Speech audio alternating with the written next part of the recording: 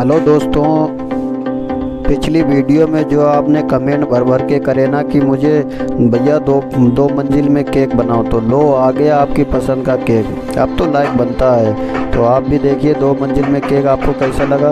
और मुझे फिर से कमेंट करिए कि आपको किस तरीके का केक पसंद है और किस तरीके का केक मुझसे बनवाना चाह रहे हैं। तो मुझे कमेंट करके ज़रूर बताना, मैं फिर से आपकी पसंद का केक बनाकर दिखाऊँगा आप लोगों को।